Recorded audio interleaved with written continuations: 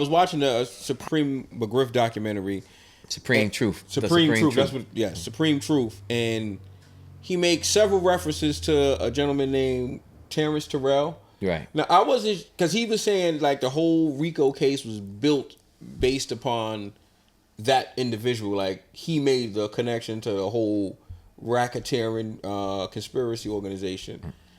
How did I wasn't clear on how did he, like, why was it just like if because it seems like his lawyer didn't let him testify against him to break down his character and whatnot, which was probably wrong. But why was he so pivotal, and how did a guy he didn't know, be like the linchpin to you know what? make the whole And I'm case? glad you asked me that, because that is the question that's what I really want to talk about. My uncle's case. Yes. I got carried away and got into other things. Yeah. But I definitely was bringing that because I watched these so-called clowns calling themselves Yeah. people trying to teach or educate people that's listening.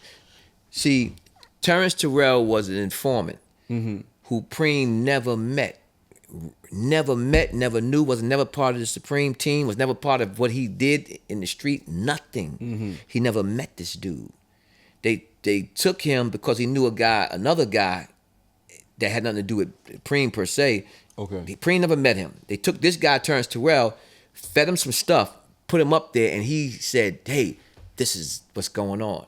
And they gave him a whole spill for him to organize, to create a RICO case. Because you haven't made an informant to do it. This is true. He never met this dude. That's why Preem is so pissed about what happened to him. Yeah. He never met this dude. This dude more important than everybody else mentioned in the doc. That's Right. why I don't understand why we talking about Other people. who's the confident informant, other than the fact that it was said by Preem. Yeah. That's not even the issue. Yeah. The issue is Terrence Terrell, right? Right. And so he never met the guy. You feel me? He never knew the guy. That's crazy to me. And it's a true bill, bro. You never met this guy. You don't know him. Period. But now the death penalty lawyer, he had a death penalty lawyer, right? Right. That's what they said. And I want to dispel some myths real quick so people understand something. Preem had a private lawyer that he had hired and gave money to.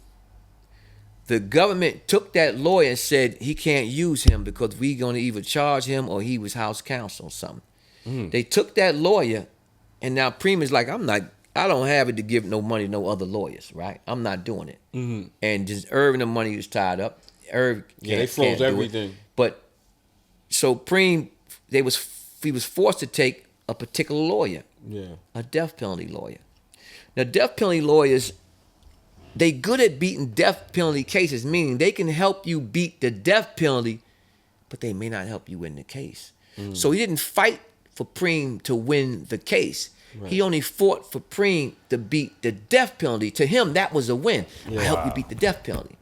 In the meantime, Preem trying to beat the whole case. Right. So he never questioned Terrence Terrell as to how you really got to know Mr. McGriff. Right. How do you know him? Because my client's telling you don't know him, but he never asked those questions. Right. So he never got a chance to put up his defense. And most of all, Preem wanted to testify on his own behalf, but the lawyer didn't want him to testify on his own behalf. And now, how does that happen where you know...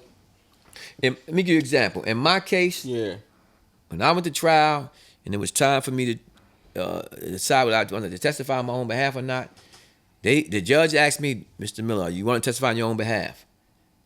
Yes. And the lawyer answered, but he asked me personally. And I said, no, I'm not testifying on my own behalf. That didn't happen with Preem. Even in Diddy's case, right? If you remember, the judge asked Diddy, do you want to testify in your own behalf? And Diddy didn't, he said no. You know what I'm saying? They didn't have. They never asked. They didn't ask Preem that. They didn't.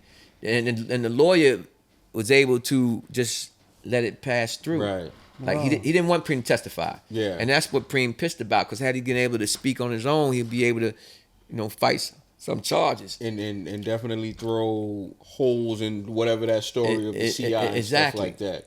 Exactly. You know what I'm saying? I do find that to be kind of a shame because we had Kenny Ennis, and he remember we interviewed Kenny Ennis. He went to jail for 26 years for murder for something he didn't do.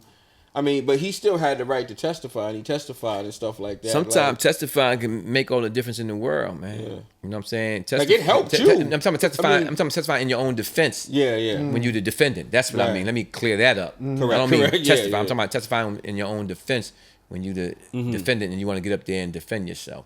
Sometimes it makes all the difference in the world. You know what I'm saying? So, and whatnot. And he wanted to. But you know, right now, Preem is fighting. He feels great. He's working out. He's tip-top shape. He's fighting hard. He's good. Mm-hmm. Contrary to what one of these clowns, not the podcast, this other whatchamacallit got up there and made a statement about, he's broke. Preem ain't broke. Preem ain't never broke. You know why? He rich here, and too many good people love him for him to be in prison broke. His account is proper. He's good. He's all right. He got a lot of love and a lot of support.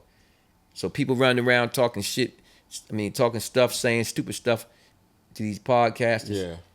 You know, to merch, whatever it is, talking that crap. You know, people got to be careful because you make a person like me start getting on these podcasts, and I'll make you look like a fool because there's the lie and there's the truth, and they can't exist in the same room. That's a fact. And I'm always going to tell the truth and give it to a person, right? Right. You know, only reason why I didn't specifically answer your question, I answered your question, but not specifically because I'm saving that for when I get on there. Gotcha. Because when I answer that question, you're going to see me come with that work. You're going to be like Pablo knows. Right. You're going to come with paperwork. Right. Hold on, I got a question too. But before you say that, one thing about Prince, and you can be sure about, if I say somebody's a snitch, a rat, or a confidential informant, you best believe I got the proof to prove it. And that's all I'm going to say. What's up, people? This is Prince from the Supreme Team. This is the Thanks for Asking Podcast. Like, comment, subscribe. Make sure you do the same thing when I put mine up. Peace.